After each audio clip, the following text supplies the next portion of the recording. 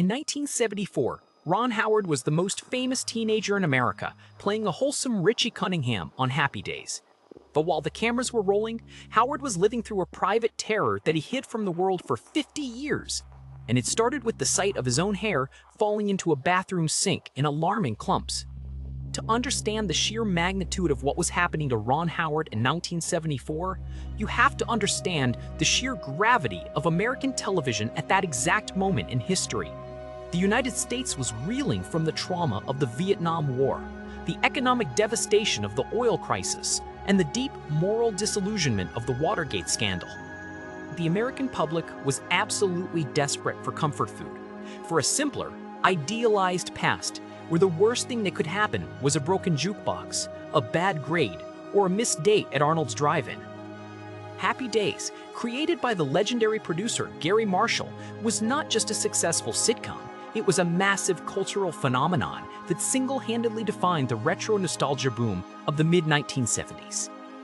At the absolute center of this massive media machine was Richie Cunningham, the freckle-faced, red-headed embodiment of wholesome, all-American innocence.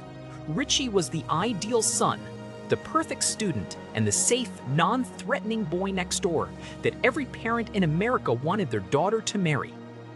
Ron Howard, having already spent his entire childhood playing Opie Taylor on The Andy Griffith Show, was the absolute poster boy for this pristine, carefully curated image. He was a veteran of the screen, beloved by millions of viewers who felt they had literally watched him grow up on their living room television sets. But the heavy crown of being America's golden boy was about to become a suffocating vice grip, tightening every single week behind the scenes of what was supposed to be the happiest show on television. As the first season of Happy Days progressed into late 1974, an unexpected shift began to warp the entire structural dynamic of the show. A minor supporting character, a leather jacket-wearing greaser named Arthur Fonzarelli, played by a highly trained classical actor named Henry Winkler, began to capture the imagination of the public in a way no one in the network offices could have possibly predicted. The Fonz wasn't just popular, he was a raging overnight sensation. But here is the massive twist that almost nobody saw coming, and it is a pattern interrupt that changes everything we think we know about this Hollywood rivalry. Ron Howard did not hate Henry Winkler.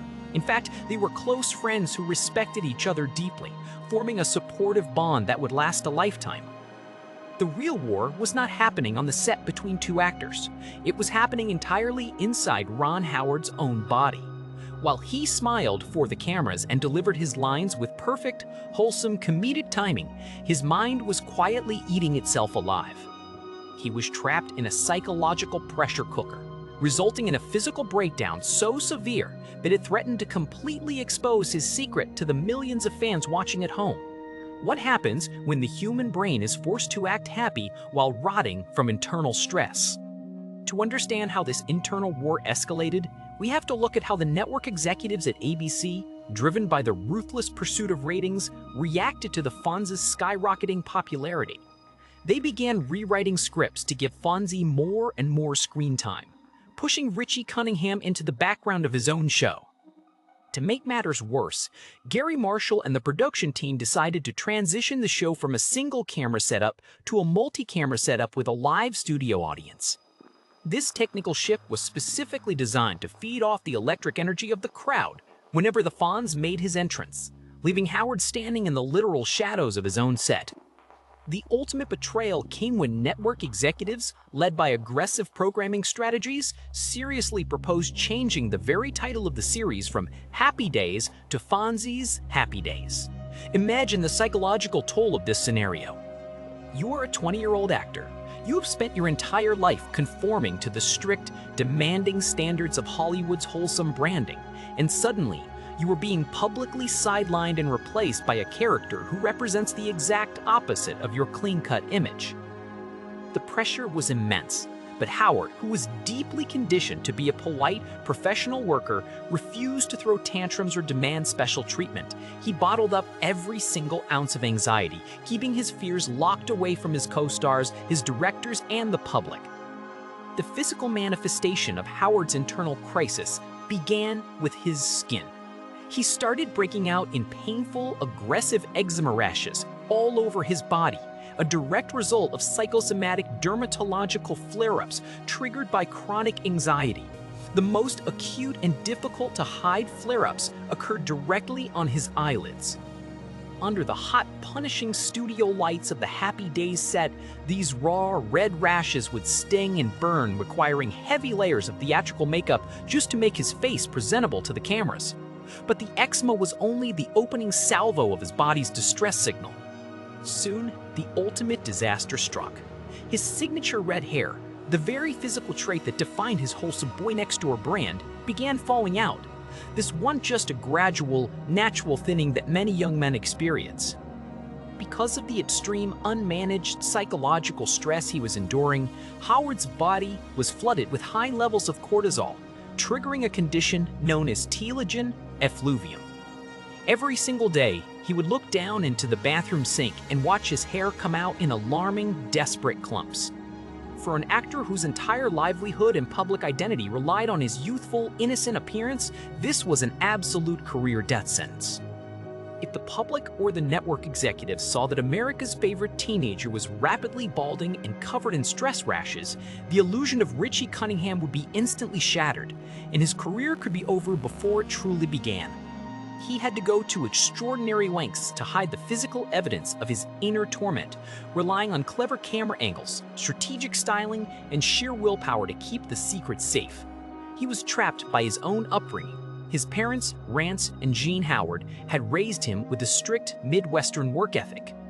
In the Howard household, you did not complain, you did not cause drama, and you certainly did not let your personal struggles get in the way of the production. This meant that Ron Howard had absolutely no outlet for his mounting dread. He could not seek therapy, as mental health treatment was heavily stigmatized in the Hollywood of the 1970s and could be seen as a sign of weakness by the networks. Instead, he simply endured. He kept the secret locked away until recently, when he and his brother Clint published their joint memoir titled The Boys, finally revealing the true depth of his suffering 50 years after the fact. Instead of letting this physical and emotional crisis destroy him, Ron Howard made a radical, calculated decision that would completely alter the course of cinematic history. He realized that as an actor, he would always be at the mercy of network executives, changing cultural trends, and the terrifying whims of public popularity. He had no real agency over his own identity. The only way to truly gain control over his career, his stress levels, and his life was to step behind the camera. In 1980, at the very peak of his television fame, Howard made the shocking decision to walk away from Happy Days entirely. He chose to transition from a household name actor to a rookie director. This was a massive gamble that many in Hollywood assumed would fail, as child actors rarely succeeded in making such a monumental transition. Yet Howard used the discipline, the observation skills, and the deep understanding of set mechanics he had gathered since childhood to master the craft of directing.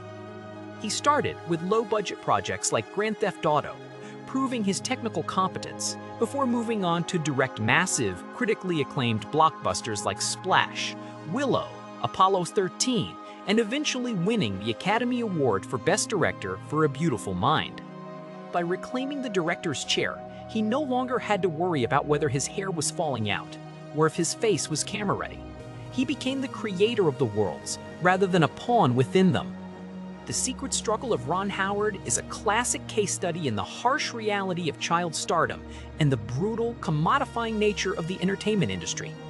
We see this pattern repeat throughout Hollywood history, from Judy Garland to modern child stars, where young performers are forced to sacrifice their authentic self-development to maintain a profitable, static brand.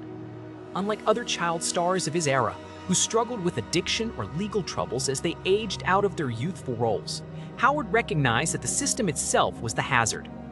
The industry builds a pristine, parasocial relationship between the audience and a character, leaving absolutely no room for the actual human being behind the mask to age, struggle, or experience stress. While the world looked at Richie Cunningham and saw a carefree, idyllic 1950s teenager, the actual young man playing him was silently suffering from a modern corporate pressure cooker. Howard's survival and subsequent triumph as a director is one of the rarest anomalies in show business, achieved only because he had the self-awareness to recognize that the wholesome image he was projecting was slowly killing him, and he had the courage to walk away from the golden cage of television fame. Ultimately, Ron Howard's 1974 Terror is not just a story about Hollywood secrets or hair loss. It is a powerful testament to the importance of taking control of your own narrative when the world is trying to write it for you. He proved that you do not have to remain a prisoner of the image that made you famous, and that true power comes from stepping behind the scenes to direct your own destiny.